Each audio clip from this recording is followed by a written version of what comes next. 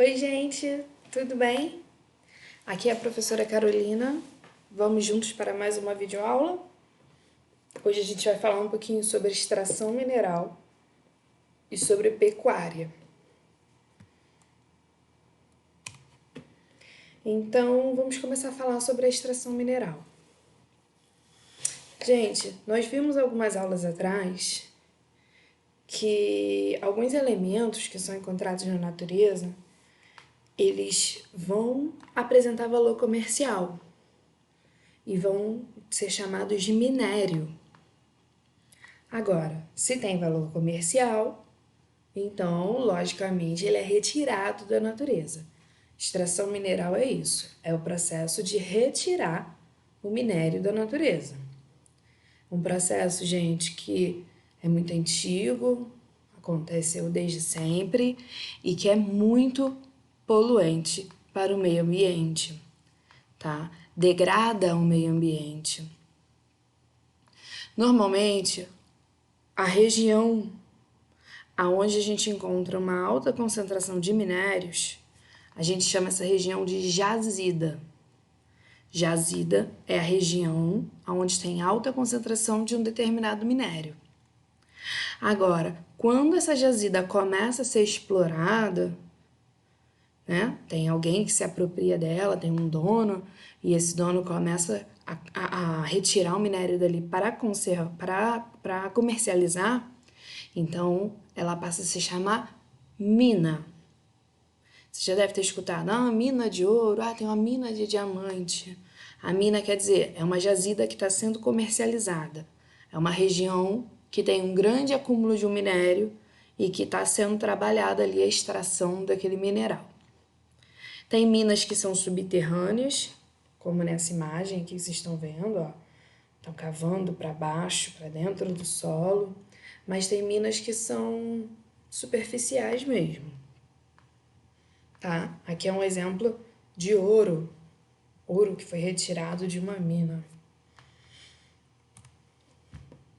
A mineração, gente. A mineração se baseia em escavar, ou com a própria mão, ou com ferramentas, ou hoje em dia já existem até máquinas próprias para fazer essa escavação, né? Para retirar esse minério. Hoje em dia, a profissão da pessoa que trabalha com mineração, minerador, é uma profissão oficializada. Tem o curso técnico de mineração e tudo mais, tem formação para isso. Mas a mineração no passado, ela explorava muitas pessoas. Ainda acontece em muitas regiões do Brasil e do mundo, mas hoje em dia menos, porque tem fiscalizações. Mas a mineração, ela envolvia muito trabalho escravo, trabalho subhumano, sabe? A história conta pra gente que uma pessoa que trabalhava com mineração no passado, ela não vivia mais que 12 anos depois que ela começava a atividade dela como minerador. Era uma coisa muito sofrida, essa imagem tá aí para representar isso. Outra coisa que a gente tem que lembrar na mineração é que às vezes no processo de retirar o nutriente, de retirar o minério do solo, às vezes a gente pode precisar da adição de algum produto que acaba contaminando muito o solo. Por exemplo, para retirar o ouro do solo, o ouro se liga com outras partículas sem importância econômica que estão lá no ambiente, lá na Terra. E aí, para separar o ouro, se adiciona mercúrio. Só que o mercúrio, ele é muito tóxico para nós humanos. Então, muitos mineradores eram obrigados a trabalhar com mercúrio sem nenhum cuidado e acabavam morrendo muito cedo. O mercúrio gera câncer, ele é cancerígeno. Além de poluir o solo, a água, os animais em volta, contaminava diretamente os trabalhadores que tinham uma sobrevida muito horrorosa. Agora, hoje em dia já tem outras técnicas. Não que o mercúrio não seja mais usado, ainda é, infelizmente, mas já tem outras técnicas, Hoje em dia, para a gente conseguir refinar o ouro e separar ele das outras substâncias que não têm interesse, pode-se usar o amido que vem da batata, muito menos poluente para o meio ambiente e para a saúde do trabalhador. Então, a mineração tem explorado a tecnologia para melhorar suas condições. Não estou dizendo que está 100% não. Agora a gente vai falar um pouquinho sobre a pecuária. Quando eu falo de pecuária, gente, eu estou falando de criação de animal. Às vezes a gente acha que pecuária tem a ver só com criar boi, né? Pecuária tem a ver com criação de gado. Mas não é só, tá? Pecuária tem a ver com criação de animais. Para interesse comercial, não é para de estimação, não. Tá certo? É para interesse comercial. Ou é para criar gado para arrastar carroça, cavalo para arrastar carroça, ou é para criar animal que vai para o abate para servir de alimento. A pecuária tem a ver com criação de animais para interesse comercial. Aqui tem uma foto mostrando alguns exemplos de animais que podem ser criados pela pecuária. Tá certo? A pecuária, gente, ela pode ser extensiva ou ela pode ser intensiva. Quando eu falo que a pecuária é extensiva, eu estou dizendo que esses animais que vão ser criados num determinado ambiente, né, numa fazenda de pecuária, esses animais vão viver de forma mais livre, eles vão ter um espaço maior para eles viverem, eles vão ter uma alimentação mais próxima do natural, eles vão fazer igual essas vaquinhas estão fazendo aqui, ó, comendo ó, direto do próprio solo. Agora, quando é uma pecuária de criação intensiva, aí o negócio é um pouquinho mais restrito. O animal fica confinado a um espaço menor e ele recebe alimento baseado em rações com hormônios para ele crescer mais depressa ou para ele crescer com uma musculatura mais forte, para ter mais carne, né? Para ser vendido. Então, ele tem uma alimentação manipulada. E o espaço é menor justamente para ele gastar menos energia e engordar mais rápido. É mais agressiva para o animal. É mais rentável para o produtor. Agora, a pecuária nem sempre ela funciona sozinha. Porque os animais, eles vão degradando o solo. Principalmente se for uma pecuária extensiva. Para o produtor tentar equilibrar um pouquinho, harmonizar o solo, harmonizar o meio ambiente, então às vezes o produtor cultiva animais junto com plantas. E aí a gente tem a agropecuária.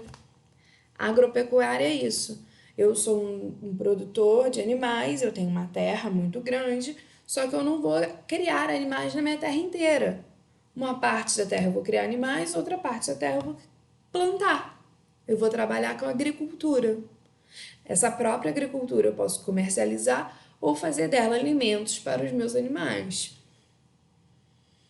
Quando eu planto junto com a criação de animais, eu deixo meu ambiente mais harmônico, meus animais vão viver com mais qualidade e o meu solo vai sofrer menos erosão. Agora, existe uma forma um pouco mais moderna ainda do que a agropecuária e um pouco mais ecológica também. É um nome um pouquinho menos comum, porque é novidade. Agros silvopastoril. Difícil falar essa palavra de uma vez só, né? Parece um palavrão. Vamos de novo. Agros silvopastoril. Foi? Faz referência ao nome das pessoas que implantaram essa técnica pela primeira vez, que descreveram as vantagens dessa técnica. O que essa técnica tem de característica? Ela é um tipo de agropecuária? É um tipo. Ela envolve criação de animais, ela envolve criação de vegetais, mas, gente, preservando uma floresta. Nessa técnica de criação, a gente faz os animais a viverem num ambiente mais próximo do natural. A gente preserva as árvores, a gente não deixa o terreno descampado, não tira tudo fora.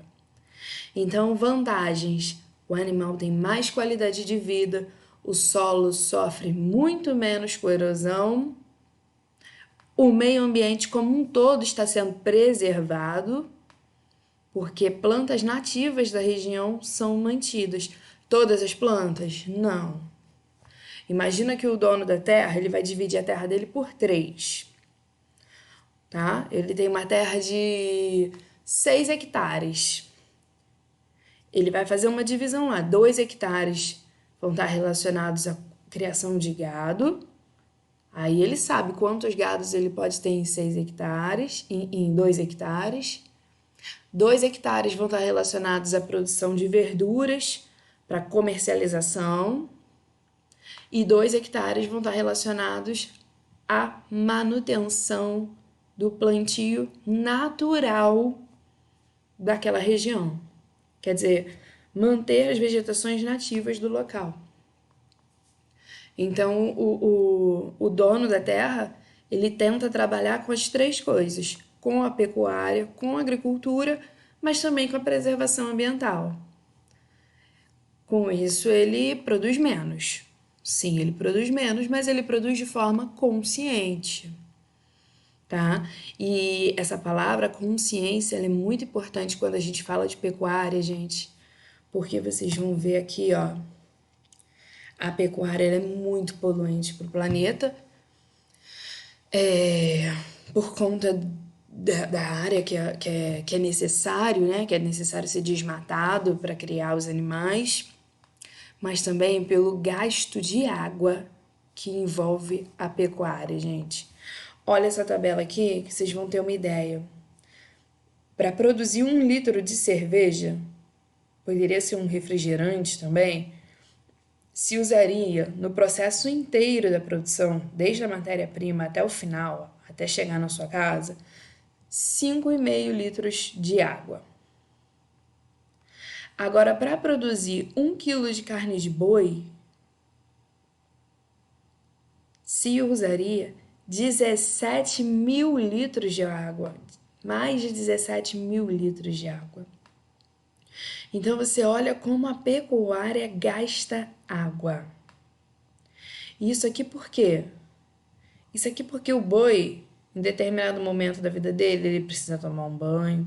Isso aqui porque o boi precisa beber água. Isso aqui porque o boi, ele vai causar erosões no solo e esse solo vai precisar ser tratado e isso vai gastar água. O boi precisa de vacina e isso vai água. O boi precisa beber água.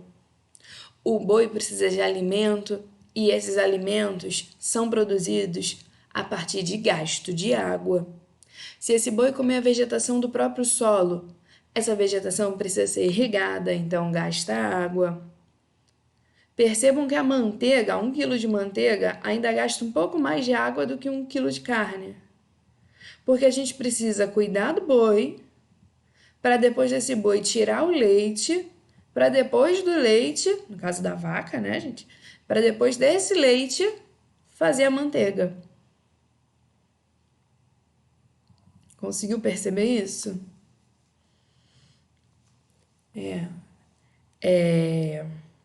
A pecuária, então, ela tem que estar sempre associada a essa palavra, consciência ambiental. Para vocês terem uma ideia, olha um consumo da nossa casa. Escovar os dentes com a torneira meio aberta, 12 litros. Um banho de 10 minutos, 160 litros. Nós temos que beber em média 2 litros de água por dia. A roupa que nós usamos, ó, uma camisa de 250 gramas, uma camisa tamanho M, tamanho G, uma camisa gasta mais de 2.000 litros de água. Apesar de ser tanto gasto, né, 2.000 litros, 160 litros, apesar de tanto gasto, gente, para produzir 1 quilo de batata, já vai 132 litros. O nosso gasto diário é muito, sim, mas se torna nada frente ao gasto da água que vem da pecuária e da agricultura. Então, esses setores têm que trabalhar com consciência ambiental, sim, e mesmo lucrando menos, eles têm que estar responsáveis com a produção do meio ambiente e manutenção das florestas. Para o bem deles, porque tendo floresta, tem constantes chuvas e reposição dessa água que eles estão consumindo, tá? Tem muita gente hoje em dia que deixa de comer carne, né? Passa a ser vegetariano ou vegano, deixam de comer carne, consumir produtos de origem animal em geral, no caso do vegano, não consome nada, por consciência ambiental. Alguns por filosofia de vida, outros por consciência ambiental. E sim, faz sentido. Faz sentido, já que a pecuária envolve gastos muito grandes de água. Tá certo? Cadê? Por hoje é só. Beijinho. Tchau, tchau.